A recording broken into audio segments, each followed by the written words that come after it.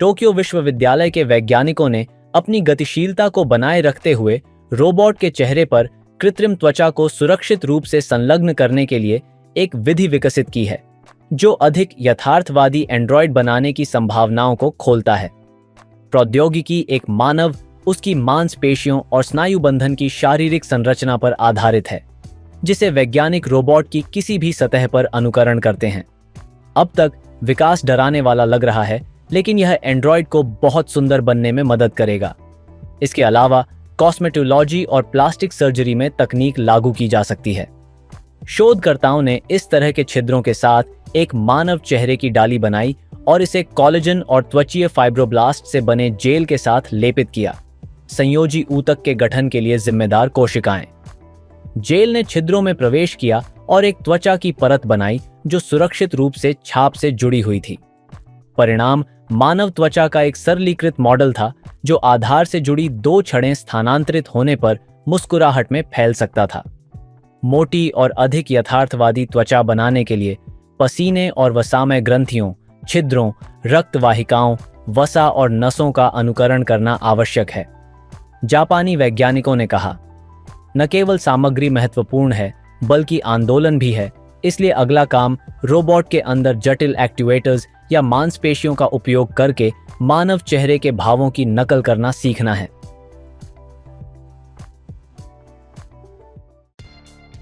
लेकिन जिसने वास्तव में मानव त्वचा से लगभग अप्रभेद्य त्वचा के साथ अल्ट्रा यथार्थवादी रोबोट बनाने में प्रगति की है, वह जापानी प्रोफेसर और रोबोटिस्ट हिरोशी इशिगुरो है, जो पहली बार अपने जुड़वां जेमिनॉइड हाई 1 रोबोट के निर्माण के माध्यम से आम जनता के लिए जाना जाता है।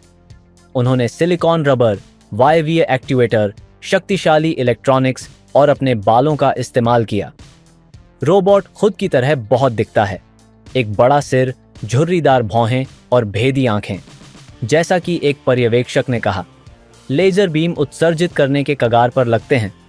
एंड्रॉयड एक बैठने की स्थिति में तय किया गया है, इसलिए यह प्रयोगशाला नहीं छोड़ सकता है और किराने की खरीदारी नहीं कर सकता है। लेकिन वह जो करना चाहता है उसका एक बड़ा काम करता है, एक इंसान की नकल करना। प्रोफेसर एक माइक्रोफोन का उपयोग करके अपने रोबोट को दूरस्थ रूप से नियंत्रित करता है। रोबोट इशिगुरो के स्वर को पुनः उत्पन्न करने में सक्षम है, उसी तरह से अपने सिर को झुकाता है, झपकाता है। रोबोटिस्ट का कहना है कि ऐसे एंड्रॉयड मानव मशीन इंटरेक्शन के लिए एक आदर्श सिम्युलेटर हैं और उन्हें उम्मीद है कि वह समय आएगा जब उनके रोबोट मानव सहायक होंगे। वे घर के काम करेंगे, बुजुर्गों की देखभाल करेंगे, भौतिक चिकित्सा में सहायता प्रदान करेंगे, अस्पतालों में रोगियों की निगरानी करेंगे, सबक सिखाएंगे, कैफे में लोगों की सेवा करेंगे।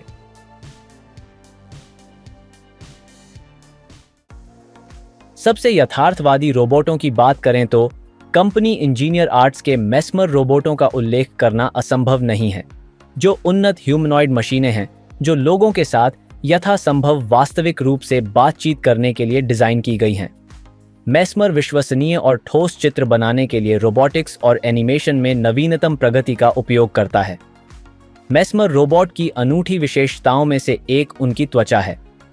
विशेष सिलिकॉन से बनाई गई यह कृत्रिम त्वचा न केवल नेत्रहीन मानव त्वचा जैसा दिखता है, बल्कि इसमें लोच भी है, जो इसे प्राकृतिक आंदोलनों और चेहरे के भावों का अनुकरण करने की अनुमति देता है।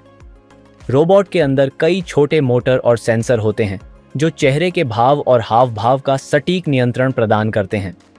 यह मेस्मर को खुशी से लेकर उदासी तक भावनाओं की एक विस्तृत श्रृंखला व्यक्त करने की अनुमति देता है, जो उन्हें लोगों के साथ संवाद करने में अधिक आश्वस्त करता है। इंजीनियर आर्ट्स ने एक नियंत्रण प्रणाली विकसित की है जो मेस्मर रोबोट को न केवल बाहरी उत्तेजनाओं का जवाब देने की अनुमति देती है, बल्कि मानव बातचीत के आधार पर सीखने की भी अनुमति देती है।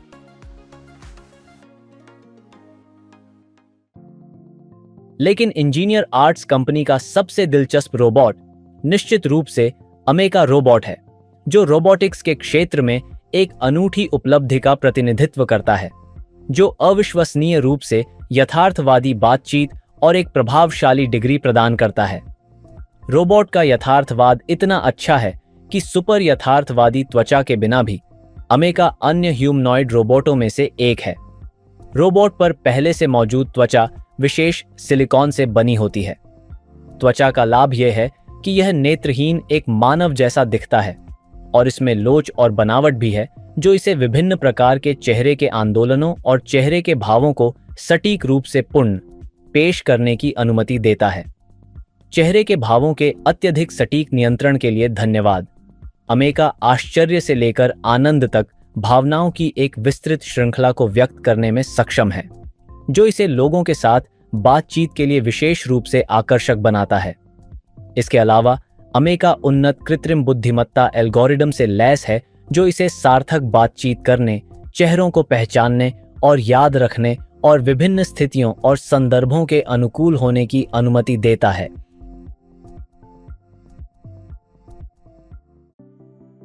हांगकांग में राइस सम्मेलन में हैंसन रोबोटिक्स द्वारा बनाए गए रोबोट हान और सोफिया ने मानवता के भविष्य के बारे में एक बहस का मंचन किया। इन रोबोटों का यथार्थवाद इतना अद्भुत है कि ऐसा लगता है जैसे दो जीवित लोग एक दूसरे के साथ बहस कर रहे हैं। चर्चा के दौरान उन्होंने मनुष्यों की सीमाओं, रोबोटों की क्षमताओं और भविष्य के लिए संभावनाओं पर चर्चा की। खान ने कहा कि मनुष्य हमेशा सबसे नैतिक प्राणी नहीं होते हैं, जबकि सोफिया ने रोबोट और मनुष्यों को एक साथ काम करने की इच्छा व्यक्त की। रोबोटों ने बेवकूफ रियलिटी शो के बारे में विज्ञान कथा और घबराहट के अपने प्यार पर भी चर्चा की।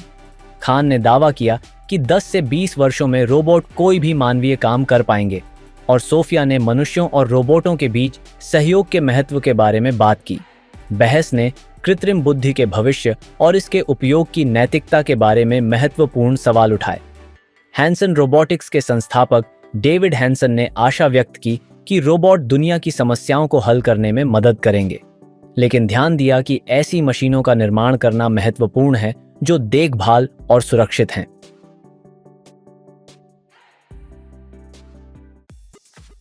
लेकिन क्या होगा अगर हम कहें कि कुशल जापानी ने न केवल मानव त्वचा बल्कि डायनासोर की त्वचा की नकल करना सीख लिया है। जापान में प्रभावशाली रोबोट डायनासोर विकसित किए गए हैं। ऑन आर्ट कॉर्प ने रिमोट नियंत्रित एनिमेट्रॉनिक डिनोबॉट्स की एक श्रृंखला विकसित की है। नए आइटम बहुत यथार्थवादी दिखते हैं और उनकी क्षमताएं प्रभावशाली हैं। उपकरणों के सेट में टायरानोसोरस, रैप्टर और एलोसोरस के रोबोट संस्करण शामिल हैं। मॉडल कार्बन फाइबर से बने होते हैं और चित्र वास्तविक कंकालों के माप और अनुपात पर आधारित होते हैं। सबसे बड़े रोबोटों की ऊंचाई 7.9 मीटर तक पहुंचती है। रोबोट की इंटरैक्टिव क्षमताएं प्रभावशाली हैं।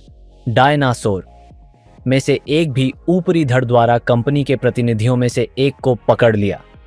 प्रस्तुति के हिस्से के रूप में एक व्यक्ति को भस्म करने का नाटक करता है।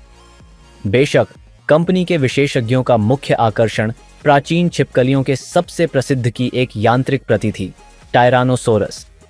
कई बार टी-रेक्स ने भी दर्शकों पर हमला किया, लेकिन यह एक नकली हमला भी था। रोबोट के साथ आने वाले तकनीशियनों ने दिखाया कि यह मनुष्यों के लिए खतरनाक नहीं था, और स्पष्टता के लिए कंपनी के कर्मचारियों में से एक ने डायनासोर के मुंह में अपना सिर भी डाल दिया।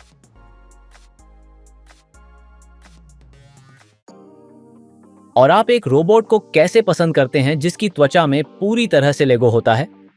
क्रिएटिव माइंडस्टॉर्म चैनल के मेजबान हॉलैंड के यूट्यूबर स्टेन ने लेगो से ऐसी कुछ शांत परियोजनाओं को इकट्ठा किया कि उन्हें विशेष रोबोटिक्स मीडिया द्वारा देखा गया। पहला पिक्सेल बॉट 3000 रोबोट प्रिंटर है, जो चित्र बनाने के लिए छोटे अवरुद्ध भागों का उपयोग करता है। रोबोट एक छवि जनरेटर से ही कला प्राप्त करता है। परीक्षण और त्रुटि के बाद YouTube ने दूसरी विधि पर स्विच किया। स्टेन अब OpenAI से नियम 3 का उपयोग करके एक कार्टून छवि उत्पन्न करता है। टॉकिंग हेड पूरी तरह से लेगो से इकट्ठा किया गया है, जो छवि प्रसंस्करण और पर्यावरण को समझने के लिए जीपीटी चैट और कुछ अन्य न्यूरॉन्स को एकीकृत करता है। लेगो से कृत्रिम बुद्धि के साथ आपको ऐसा सिर कैसे पसंद है?